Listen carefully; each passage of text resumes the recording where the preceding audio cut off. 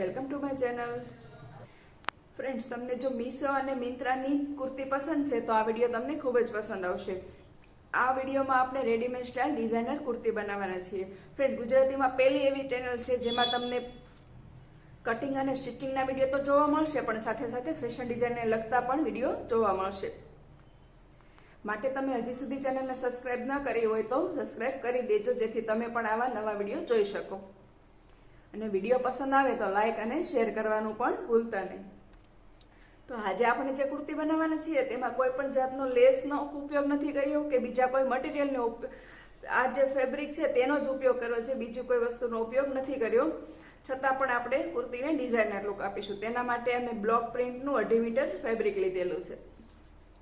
તેના માટે આપણે જે રીતે નોર્મલ કુર્તી કટિંગ કરીએ એ રીતે પહેલા કુર્તી કટિંગ કરી લઈશું.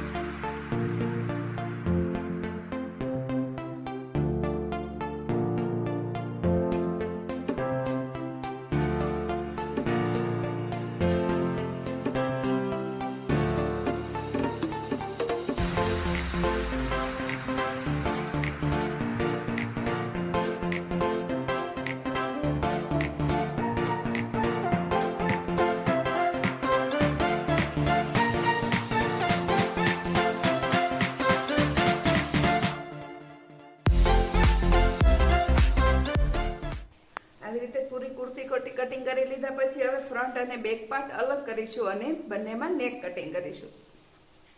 અહીંયા નેક આપણે બ્રોડ નેક બનાવવાનું છે, એટલા માટે નેક અહીંયા જે બ્રોડનેસ છે તે વધારે રાખીશું અને શોલ્ડર નાના રાખીશું. તેના માટે અહીંયા 4 ઇંચ લીધું છે અને અહીંયા 5 ઇંચ લેશું.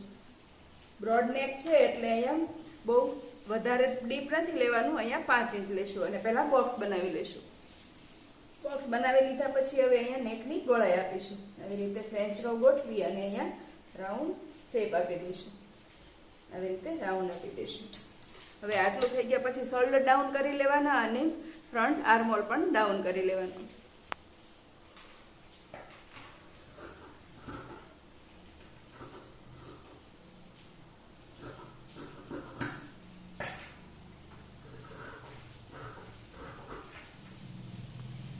હવે આટલું કટિંગ કરી લીધા પછી અહીંયા એક કટ આપી દેવાનું, જ્યાં આપણે પિન્ટક્સ બનાવીશું, જેનાથી કુર્તીનું ફિટિંગ વધારે સારું લાવી શકાય.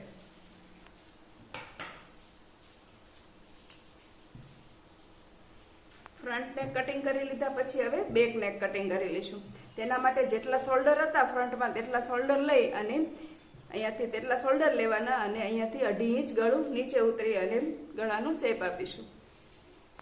આટલું આવી રીતે કટિંગ કરી લીધા પછી હવે સ્લીવ કટિંગ કરીશું. તેના માટે આ બેક સાઈડના આર્મહોલનું મેજરમેન્ટ લઈ લઈશું અને પછી સ્લીવ કટિંગ કરીશું. આવી રીતે ઉપરથી 1/2 ઇંચ છોડી અને પૂરા રાઉન્ડનું પહેલાં આપણે માપી લઈશું. 10.5 આવે છે. કુર્તી કટિંગ કર્યા પછી જે સાઈડનું વધેલું ફેબ્રિક છે તેને આવી રીતે ડબલ ફોલ્ડ કરી લઈશું.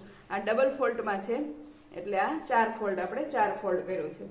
આવી રીતે કટિંગ કરી ફોલ્ડ કરી અને પછી સ્લીવ કટિંગ કરી લેવાની. સ્લીવ કટિંગ માટે પહેલા આપણે લેન્થ લેશું. સ્લીવ આપણે એલ્બો સ્લીવ બનાવવાની છે એટલા માટે અહીંયા સ્લીવની લેન્થ 11.5 રેડી 11.5 છે એટલે આપણે 1.5 ઇંચ એક્સ્ટ્રા લઈ અને ત્યાંથી કટિંગ કરી લઈશું. પહેલા અહીંયાથી કટિંગ કરી લઈશું. હવે આપણે કુર્તીનું નેક રેડી કરીશું. તેના માટે મેં આ સેમ કલરનું ફેબ્રિક લીધેલું છે. તેમાં લંબાઈ 11.5 લીધી છે અને આમ પહોળાઈ 6 ઇંચ લીધેલી છે. તેમાં આ જે કાપડનો કલર છે તેનાથી ડાર્ક શેડનું એન્કરની આંટી લીધેલી છે અને તેનાથી આ જે ડિઝાઇન છે તે જ પ્રમાણે આવી રીતે રનિંગ સ્ટીચ પૂરામાં લઈ લેવાના છે. અને આ રનિંગ સ્ટીચ હેન્ડવર્ક કરવાનું છે. હેન્ડવર્કમાં ફિનિશિંગ આવે એટલા માટે અસ્તર લગાવી લીધેલું છે. જ્યારે તમે આ રનિંગ સ્ટીચ લો ત્યારે ધ્યાન એટલું રાખવાનું કે હેન્ડવર્ક કરતી વખતે આ જે સ્ટીચ છે તે એક જ સરખા આવે એવી રીતે વ્યવસ્થિત કરવાનું, જેથી ડિઝાઇનનો ગેટઅપ વધારે સારો આવે. અને કાપડની જે ડિઝાઇન છે તે જ પ્રમાણે આવી રીતે પૂરામાં રનિંગ સ્ટીચ લઈ લેવાના, હેન્ડવર્ક કરી લેવાનું.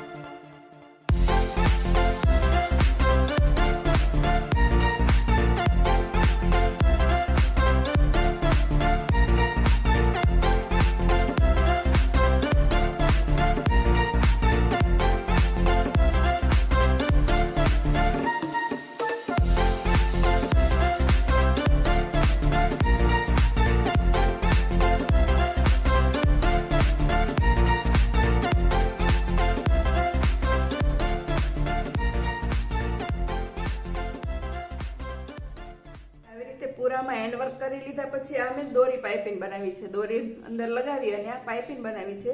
તેને આ પીસની 3 સાઈડ જોઈન્ટ કરીશું. તેના માટે આવી રીતે રાઈટ સાઈડ આવી રીતે અહીંયા સાવ નજીકમાં સિલાઈ લગાવી લઈશું અને અહીંયાથી જ્યારે ટર્ન કરવાનું આવે ત્યારે પહેલાં અહીંયા દોરીમાં કટ લગાવી દેવાનું અને પછી ટર્ન કરવાનું, જેથી દોરી વ્યવસ્થિત બને અને કોર્નર પણ વ્યવસ્થિત બને. હવે કોર્નર આવી રીતે વ્યવસ્થિત ફોલ્ડ કરી લીધા પછી અહીંયાથી પહેલાં આવી રીતે થોડું કટ કરી લેવાનું અને અહીંયા પણ આવી રીતે ક્રોસમાં કટ લગાવવાનું. હવે આટલું થઈ ગયા પછી આ જે પાઇપિંગ લગાવી છે તેને અંદરની સાઈડ આવી રીતે ફોલ્ડ કરતું જવાનું અને એક દાંતીનું માર્જિન રાખી અહીંયા સિલાઈ લગાવી લેવાની. એક જ સરખી સિલાઈ લગાવી લેવાની ચારે બાજુ. હવે આવી રીતે પાઇપિંગ વ્યવસ્થિત કરી લીધા પછી કુર્તીને અહીંયા આપણે જોઈન્ટ કરી દઈશું. ફ્રન્ટ પાર્ટમાં જોઈન્ટ કરી દેવાનું છે. તેના માટે આને પહેલાં સેન્ટરનું એક માર્કિંગ કરીશું. અહીંયા આવી રીતે ફોલ્ડ કરી અને અહીંયા એક માર્કિંગ કરી લેવાનું અને કુર્તીનું પણ સેન્ટર માર્ક કરી લેવાનું આવી રીતે.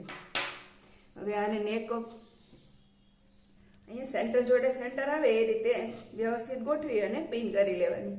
પૂરા નેકમાં આવી રીતે પિન કરી લેશું. આવી રીતે પિન કરી અને અહીંયા હવે સિલાઈ લગાવી લઈશું. પહેલી સિલાઈ આપણે એક દાંતીનું માર્જિન રાખીને લગાવી હતી, અહીંયા લગાવી છે અને બીજી સિલાઈ અહીંયા બરોબર પાઇપિંગની ઉપર લગાવીશું, જેથી પાઇપિંગ વ્યવસ્થિત કુર્તી જોડે બેસી જાય અને ડબલ સિલાઈ પણ ન દેખાય. તો ફ્રેન્ડ્સ, હવે આ નેક રેડી થઈ ગયું છે અને આવી રીતે સિમ્પલ હેન્ડ વર્ક કરી અને તમે ડિઝાઇનર કુર્તી બનાવી શકો છો. હવે જે રીતે કુર્તી સ્ટીચ કરી એ જ રીતે પૂરી કુર્તી સ્ટીચ કરી લેવાની છે. પહેલાં અહીંયા બંને સાઈડ ટક્સ લેવાના છે અને પછી ફ્રન્ટ અને બેક નેક રેડી કરી લેવાનું, શોલ્ડર જોઈન્ટ કરી સ્લીવ જોઈન્ટ કરી લેવાની અને સાઈડ ફિટિંગ કરી લેવાનું. જો તમને સાઈડ ફિટિંગમાં પ્રોબ્લેમ થતો હોય તો મને કમેન્ટ કરો અને આવા જ નવા વિડીયો સાથે ફરી મળીશું. Thank you.